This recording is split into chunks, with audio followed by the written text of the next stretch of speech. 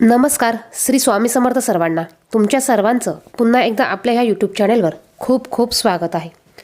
उद्या शनिवारी माघ पौर्णिमा आलेली आहे. बघा, योगायोगाने शनिवार आहे आणि या दिवशी माघ पौर्णिमा आलेली आहे. माघ पौर्णिमा या दिवशी माता लक्ष्मी आणि श्रीहरी भगवान विष्णू यांच्या पूजेला विशेष महत्त्व आहे. माघ पौर्णिमेला स्नानाला, बघा, पवित्र नदीमध्ये स्नानाला आणि दानाला देखील खूप महत्त्व आहे. आता आपल्याला पवित्र नदीमध्ये स्नान करणं शक्य नसेल तर आपण अंघोळीच्या पाण्यामध्ये थोडंसं गंगाजल आणि थोडे काळे तीळ टाकून या पाण्याने अंघोळ करू शकतो. तुम्हाला जर का शनिदोष असेल, शनीची पीडा असेल तर तुम्ही जाड मीठ, खडे मीठ टाकून देखील या पाण्याने अंघोळ करू शकतात. त्याचप्रमाणे या दिवशी आपल्याला माता लक्ष्मीची कृपा, आशीर्वाद प्राप्त होण्यासाठी आपल्या घरात पैशाची कधीच कमतरता पडू नये म्हणून आपल्याला काही उपाय करायचे आहेत. त्यातच आपण आजच्या व्हिडिओमध्ये हा जो उपाय बघणार आहोत, या उपायामुळे आपल्याला पैशाच्या अडचणी ह्या कधीच येणार नाही. आपल्या पैशाच्या अडचणी ह्या दूर होतील. आपल्या इच्छा, तुमच्या कुठल्याही इच्छा असू द्या, कठीणातील कठीण इच्छा तुमची 24 तासात पूर्ण होणार आहे. हा उपाय आपल्याला कधी करायचा, कसा करायचा हे आपण या व्हिडिओमध्ये बघणार आहोतच. त्यापूर्वी तुम्ही जर का चॅनलवर नवीन असाल, पहिल्यांदा आलेला असाल तर असेच माहितीचे व्हिडिओ बघण्यासाठी चॅनलला सबस्क्राईब करा आणि बाजूच्या बेल आयकॉनला प्रेस करा. उद्या पौर्णिमेच्या दिवशी सगळ्यात अगोदर आपल्याला उठल्यानंतर अंघोळ करायची आहे. त्यानंतर आपल्याला देवपूजा करायची आहे. आपल्या देवघरामध्ये असलेल्या माता लक्ष्मीच्या मूर्तीला किंवा आपल्या कुलदेवीला आपल्याला पौर्णिमा असल्यामुळे पाण्याने अभिषेक घालायचा आहे. शक्य झाल्यास कुंकुमार्चन सेवा ही उद्या आवर्जून करायची आहे. माघ महिन्याची ही पौर्णिमा अतिशय महत्त्वाची मानली जाते. या दिवशी तुम्ही ज्याही काही गोष्टी कराल, जे जे उपाय कराल त्याचं फळ हे तुम्हाला नक्कीच मिळेल.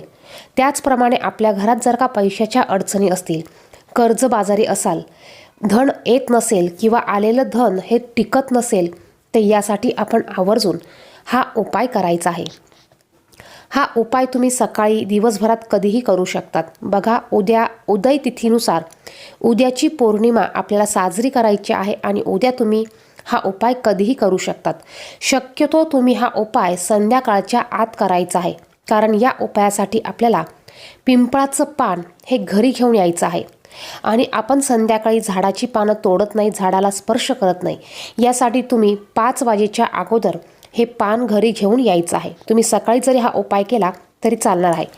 ज्या ठिकाणी देवांचे मंदिर असेल त्या ठिकाणी जर का पिंपळाचं झाड असेल तर त्या ठिकाणचं पिंपळाचं पान तुम्ही आवर्जून आणायचं आहे. आणि जर का देवाचं मंदिर नसेल तर तुम्ही तुमच्या इथं जिथे पण पिंपळाचं झाड असेल तिथून हे पान घेऊन यायचं आहे. पान घरी आणल्यानंतर तुम्हाला ते स्वच्छ धुवून घ्यायचं आहे. त्यानंतर तुम्हाला त्यावर थोडंसं गंगाजल शिंपडून घ्यायचं आहे. यानंतर तुम्हाला हा उपाय करायला घ्यायचा आहे. तुम्ही ज्या वेळेत हा उपाय करणार आहात त्यावेळेत तुम्हाला बसायला आसन घ्यायचं, कपाळाला हळदी कुंकू लावायचं, देवघरामध्ये तुमच्या दिवा प्रज्वलित करायचा, धूप, दीप, अगरबत्ती तुम्हाला लावून घ्यायची आहे आणि यानंतर तुम्हाला हा उपाय करायचा आहे. आता हा उपाय करण्यासाठी तुम्हाला थोडंसं कुंकू ओलं करून घ्यायचं आहे आणि या पानावर तुम्हाला तुमची इच्छा लिहायची आहे. तुमची कोणतीही इच्छा असू द्या, तुमची शिक्षणाची असू द्या, पैशांची असू द्या, घरासंबंधित असू द्या, कुठलीही इच्छा असू द्या, ती इच्छा तुम्हाला या पानावर लिहायची आहे. यानंतर तुम्हाला एक ताट घ्यायचं आहे, एक प्लेट घ्यायची. यामध्ये तुम्हाला कुंकवाने स्वस्तिक काढायचं. या स्वस्तिकवर हळदी कुंकू, थोड्याशा अक्षता ठेवायच्या आणि यावर तुम्हाला हे पान ठेवायचं आहे. असं हे पान तुम्हाला माता लक्ष्मी आणि भगवान विष्णू यांच्या मूर्तीसमोर किंवा फोटोसमोर ठेवायचं आहे आणि यावर तुम्हाला सेवा करायची आहे. या पानाला तुम्हाला हळदी कुंकू, अक्षता अर्पण करायच्या, नमस्कार करायचा. त्यानंतर तुम्हाला माता लक्ष्मीचा कोणताही मंत्र तुम्ही 108 वेळा म्हणायचा आहे. 1 वेळा श्री सुक्तम याचा पाठ तुम्हाला करायचा आहे. बघा, 1 वेळा श्री सुक्तम म्हणा, फलश्रुतीसहित म्हणा. नंतर तुम्ही माता लक्ष्मीच्या मंत्राचा 108 वेळा जप करा. श्री महालक्ष्मी नमः या मंत्राचा जप केला तरी चालेल. यानंतर हे पान तुम्हाला दिवसभर असंच ठेवायचं आहे. यानंतर तुम्ही सायंकाळी, संध्याकाळी हे पान उचलून घ्यायचं आहे आणि हे पान तुम्हाला पाण्यामध्ये विसर्जित करायचं आहे. बघा, ज्यावेळेस तुम्ही ही सेवा करणार आहात, हे पान माता लक्ष्मीच्या मूर्तीसमोर ठेवणार आहात, त्यावेळेस तुम्हाला तुमची इच्छा माता लक्ष्मीला सांगायची आहे आणि ती इच्छा पूर्ण होऊ दे अशी प्रार्थना करायची आहे. पैशाच्या संबंधित काही समस्या असतील तर त्या समस्या दूर होऊ दे किंवा पैशाच्या अडचणी दूर होऊ दे अशी प्रार्थना तुम्हाला माता लक्ष्मीला करायची आहे. बघा, या दिवशी भगवान विष्णूंच्या पूजेला विशेष महत्त्व आहे. माता लक्ष्मीच्या पूजेला विशेष महत्त्व आहे आणि पिंपळाच्या झाडावर माता लक्ष्मी आणि भगवान विष्णू यांचा वास असतो.